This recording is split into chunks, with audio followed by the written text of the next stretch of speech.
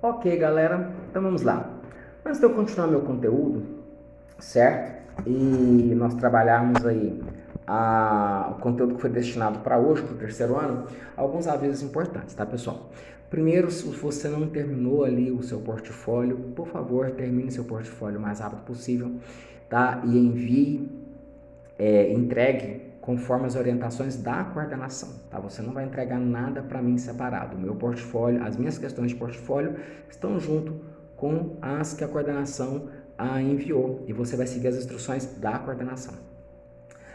A segunda coisa, durante as minhas videoaulas eu tenho passado as atividades, certo? Essas atividades precisam ser colocadas em dia e enviadas, porque a ordem, a orientação que a gente recebe é que se a atividade não foi entregue, além da nota do aluno que não é lançada, a presença dele também não é confirmada. Por exemplo, hoje, no decorrer desta aula, eu vou dar 3 atividades para você responder e me enviar até domingo. Segunda pela manhã eu vou abrir o e-mail da sua turma. Os nomes que estiverem lá, eu vou lançar nota e frequência. Os nomes que não estiverem, eu vou lançar menos, né? Não vai ter essa nota e falta na minha disciplina, ok? Essa é a instrução que nós recebemos e é assim que eu tenho que cumprir, conforme a orientação da coordenação da equipe gestora que se recebeu essa orientação da Secretaria de Educação do Estado de Goiás. Bacana? Bora lá então? Na aula passada, nós estamos falando de ecologia, nós falamos de fluxo de massa na cadeia alimentar. Hoje, nós vamos falar mais um pouquinho, só que nós vamos falar de outro fluxo que acontece na cadeia alimentar. É o fluxo de energia. E assim como o fluxo de massa, o fluxo de energia também é o fluxo de energia do produtor. Sempre.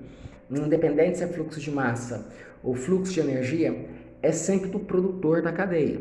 Se você tem alguma dúvida sobre quem é o produtor da cadeia, então você vai ter que voltar aí no canal, nas aulas do terceiro ano e assistir aí. Nós temos 5 aulas aí para trás, aula 1, aula 2, aula 3, aula 4, aula 5. Todas sobre ecologia, tá? Estão aqui nesse mesmo canal. Bom, o produtor, que é quem dá início à cadeia, ele tem uma quantidade de energia, uma quantidade X de energia.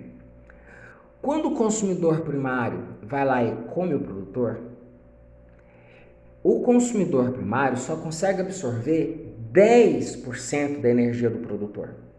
90% da energia se perde na forma de calor, ok? E aí, quando o consumidor secundário come o consumidor primário, ele pega só 10% dos 10% de energia que havia sido pego do produtor. Então, na verdade, dá 1% de energia. E quando o consumidor terciário come o consumidor secundário, ele pega 10% dos 10% dos 10% de energia do produtor. Então, 0,1%. Vamos pegar o mesmo exemplo que eu citei na aula passada, quando eu falei de fluxo de massa. Então, se você, por exemplo, pega ali milho, gafanhoto, pássaro e gavião.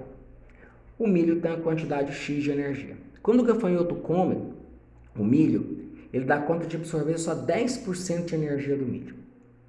Quando o pássaro come o gafanhoto, ele pega 10% dos 10% que o gafanhoto pegou do milho.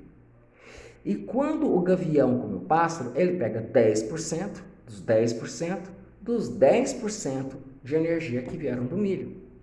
Então, o fluxo de energia ele é decrescente, só que diferente do fluxo de massa, quando chega no último ali, no caso, por exemplo, o gavião, quando o gavião morre, se perde 100% de energia. Diferente do fluxo de massa, o fluxo de energia ele é decrescente, mas ele é unidirecional, ele só vai, ele não volta, ele não é cíclico igual ao fluxo de massa. A energia no final ela é toda perdida, certo? Agora, tem umas observações importantes para a gente fazer, mas antes eu quero já te dar uma questão para você anotar aí no seu caderno. Pergunta número 1, você vai colocar assim, ó. Quais são as características do fluxo de energia? Pergunta número 1. Quais são as características do fluxo de energia? Bom, dando continuidade aí, eu quero te falar mais uma coisa. Esse fluxo de energia, como ele é muito restrito, Se o indivíduo que está ali na sequência da cadeia não chegar a receber energia do produtor, é considerado que ele não faz parte da cadeia. Ele faz parte de outras, mas dessa cadeia alimentar ele não faz parte porque ele não recebeu energia. Isso vale para a massa também. Se um indivíduo que está em uma cadeia alimentar não recebeu ou massa ou não recebeu energia da cadeia do produtor, considera-se que ele não está nesta cadeia. Então veja bem, anote a pergunta número 2 para mim. Pergunta número 2 você vai colocar assim: explique por que o fluxo de massa e o fluxo de energia limitam o tamanho da cadeia alimentar.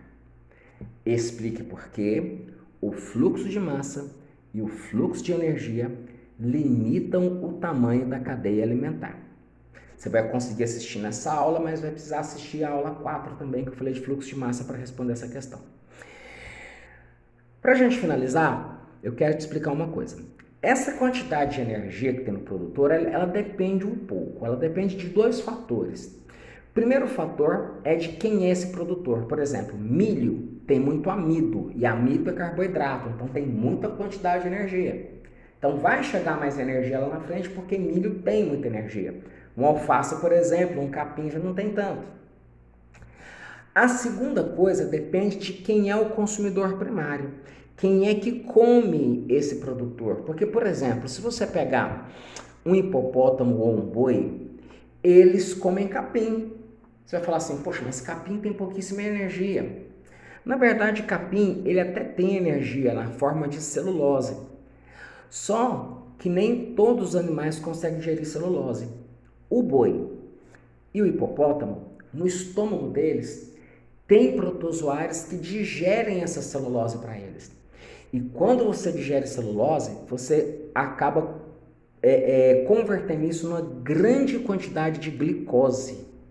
Para cada molécula de celulose que um protozoário digere em um boi ou em um hipopótamo, são geradas 30 moléculas de glicose. Então isso é muita energia, é bastante energia.